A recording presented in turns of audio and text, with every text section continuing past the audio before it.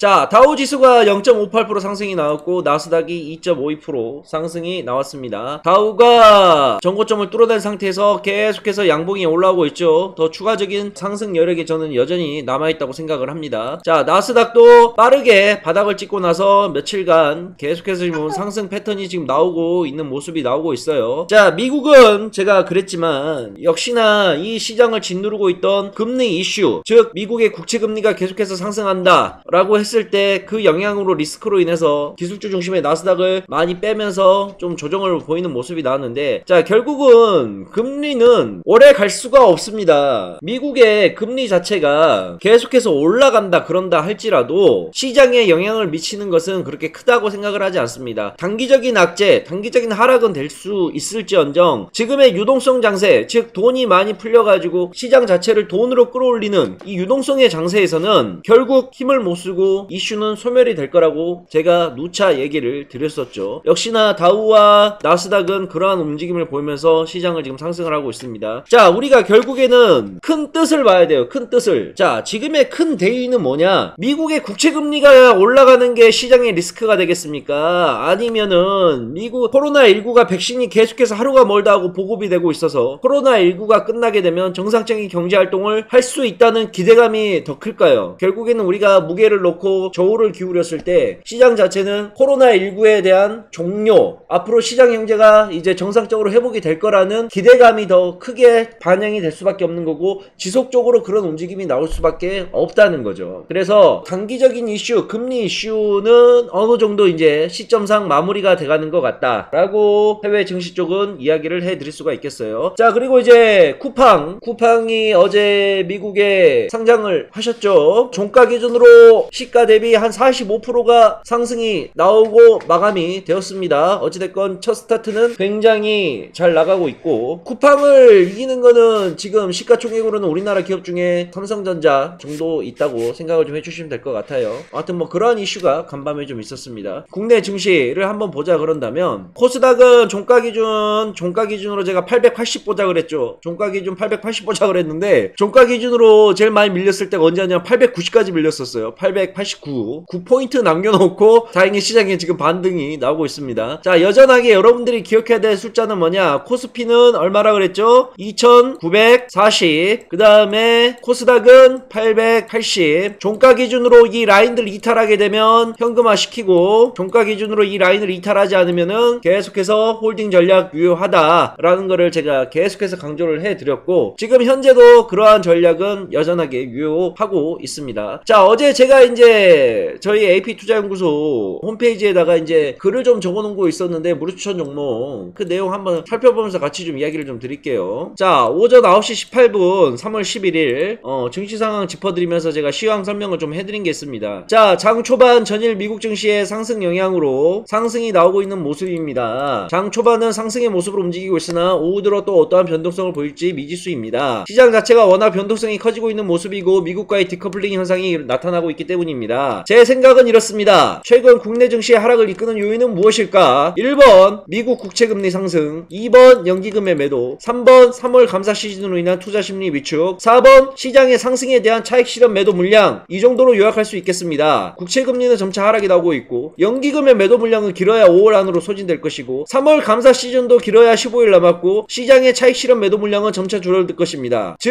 제 생각은 이제 시장은 조정을 받을 대로 받았고 하락폭도 나올 만큼 나왔다고 판단되는 겁니다. 코로나19 백신이 보급되고 있고 앞으로 정상적인 경제활동이 재개될 수 있다는 기대감이 나오고 있는 실정입니다. 즉 큰 그림은 위와 같은 기대감이 작용될 것이기 때문에 지금의 조정과 하락은 어느 정도 견뎌내야 할 구간이라고 생각합니다. 일단 위와 같은 그림이 그려지지만 언제든 시장은 반대로 갈 수 있기 때문에 전체적인 매매 전략은 금일 종가 기준으로 코스피 1차 2940, 코스닥 1차 지지선 880, 위 지지선을 염두에 두고 매매를 진행하는 것이 좋을 것 같습니다. 위 지지선을 종가 기준으로 이탈할 시 현재 가진 보유 물량 중 적게는 20%에서 많게는 40%까지 매도하여 현금화 시켜놓은 전략이 필요할 듯 싶습니다. 어느 정도 위험한 구간은 이미 다 나온 상태고 현 구간에서부터 지수의 반등이 나와도 이상하지가 않습니다 라고 어제 정리를 해드렸고, 오늘도 똑같은 내용으로 제가 정리를 한 번 더 해드렸습니다. 3월, 4월, 5월은 시장이 다시 안정화를 찾는 구간에 들어갈 것이고 6월 달부터는 다시 시장이 우상향으로 전고점을 돌파해주면서 좋은 모습으로 흘러갈 거라고 저는 시장을 내다보고 있어요. 자, 그러면 우리는 3월, 4월, 5월 동안에 어떠한 준비와 대비를 해야 되느냐? 3월, 4월, 5월간에 내가 가지고 있는 종목 중에서 많이 물려있는 거는 어쩔 수가 없어요. 많이 물려있는 거는 손절을 하게 되면 계좌에 큰 타격이 오기 때문에 절대 손절을 할 수가 없고, 걔네들은 존버의 시즌으로 넘어가야 되고,